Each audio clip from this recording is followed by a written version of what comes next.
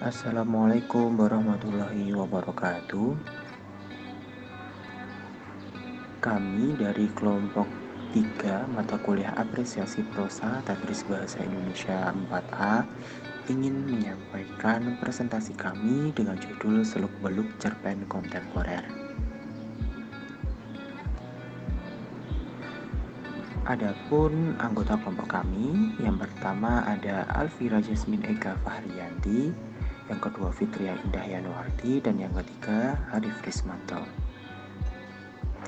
Berikut presentasi dari kami. Baik, di sini saya akan menjelaskan mengenai pengertian dan bentuk cerpen kontemporer.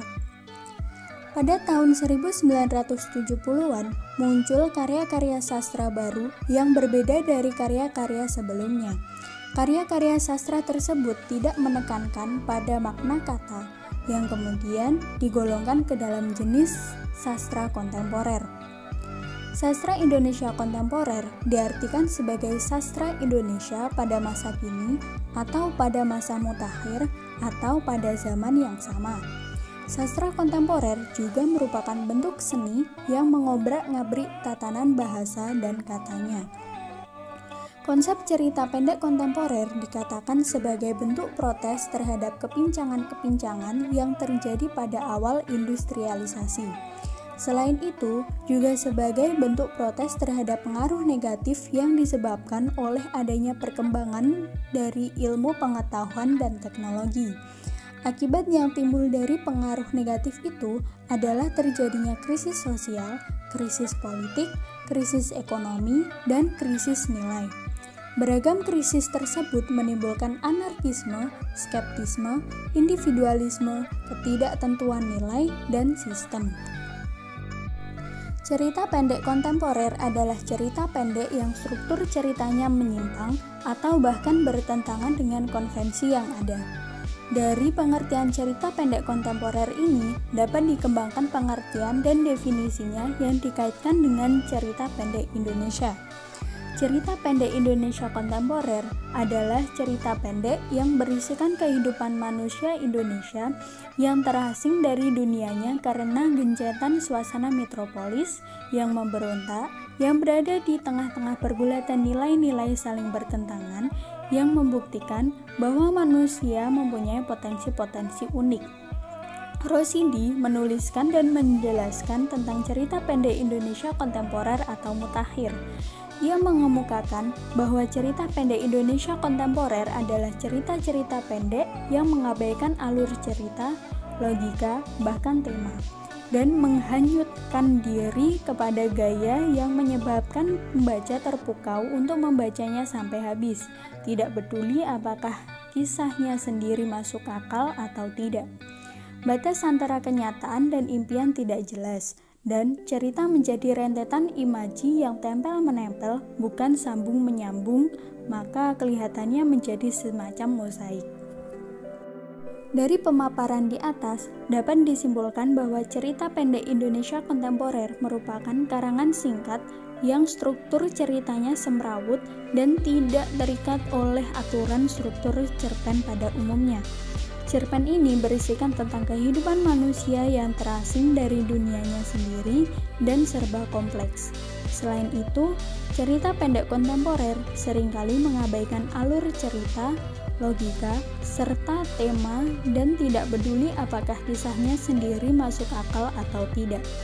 Sehingga batas antara kenyataan dan impian tidak jelas dan cerita menjadi rentetan imaji yang tempel-menempel bukan sambung-menyambung, maka kelihatannya menjadi semacam mosaik.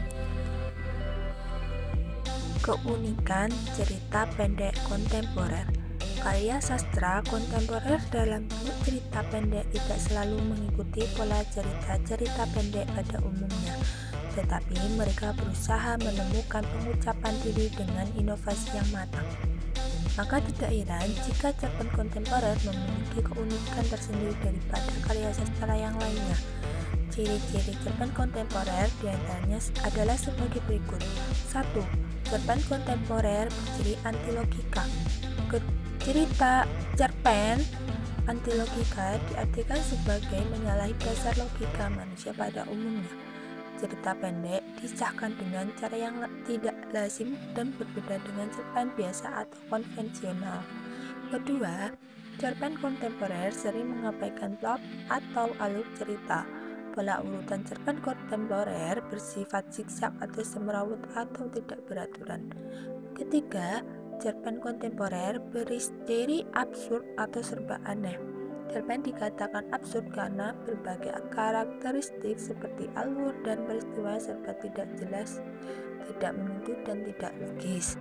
Keempat, cerpen kontemporer berciri antilogoh, maksudnya entah tokohnya jelas atau tokohnya tidak jelas bukan persoalan.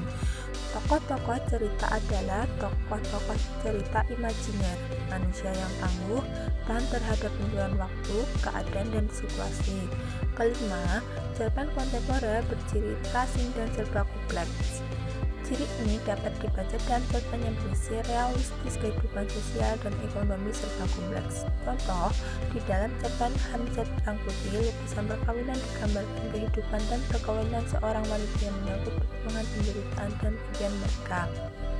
Keenam, cerpen kontemporer melukiskan detail insiden dan situasi secara multi serta menimbulkan efek dan kesan yang majemuk. Mukila amal lahir di Ternate, Maluku Utara, kini bermukim di Jakarta. Novelnya adalah Jala Ibi dan kumpulan cerpen pendeknya Laluba. Narasi kota dan kesemrawutan menjadi pokok yang kerap dipersoalkan. Sejumlah narasi seringkali memaparkan bagaimana seorang memandang dunia dalam kesendiriannya. Baik, selanjutnya pengarang cerpen kontemporer dan karyanya. Yang pertama, Danarto. Karyanya Armageddon, Rintik, Godlove, Ada Makrifat, Berhala, Orang Jawa Naik Gaji, Obrok Kowok-Kowok, Ente Kewek-Kewek. Beh kedua beh, Gergasi, Gerak-gerak Allah, Asmara Loka, dan Setangkai Melati di Sayap Jibril, dan lain sebagainya. Yang kedua ada Umar Khayyam, dan karyanya berjudul Istriku, Pada Message, dan Sang Raksasa, Seribu Kunang-Kunang di Manhattan, Sri Sumaroh dan Bau, Para Priayi, Jalan Menikung, Para Priayi 2, dan Parta Kromo. Yang ketiga ada Budi Dharma. Karyanya Olenka, Nyonya Talis, Raffilus, Orang-orang Bloomington, Solilokoi, Sejumlah Isi Sastra, Harmonium, Volvo, dan Senggring, dan lain sebagainya. Yang selanjutnya ada Hamzat Rangkuti. Lukisan perkawinan, Sampah Bulan Desember, Bibir dalam Pispot, Cemara, Ketika Lampu Berwarna Merah, Sukri Membawa Pisau Belati, Senyum Seorang Jenderal pada 17 Agustus, Umur Panjang untuk Tuan Joyo-Kroyo, Dendang, Salam Lebaran, Permintaan atau Hitam, Panggilan Rasul, dan lain sebagainya. Yang kelima, Iwan Simatupang dengan karyanya Merahnya Merah, Ziarah, Kering, Kong, Tegak Lurus Dalam Langit, dan Ziarah Malam. Yang terakhir ada Aan Mansur, Sajak dengan Huruf Tak Cukup, Kupu-kupu dalam Kotak Kaca, Dian Sastro for President. Tagar 2, Aceh Dukaku, Puisi dan Isei, Luka Aceh Duka Kita, Makassar 0 km, Setapak Salirang, Makassar di Panyingkul, dan lain sebagainya. Sekian presentasi yang dapat kami sampaikan. Apabila kurang lebihnya mohon maaf. Terima kasih. Wassalamualaikum warahmatullahi wabarakatuh.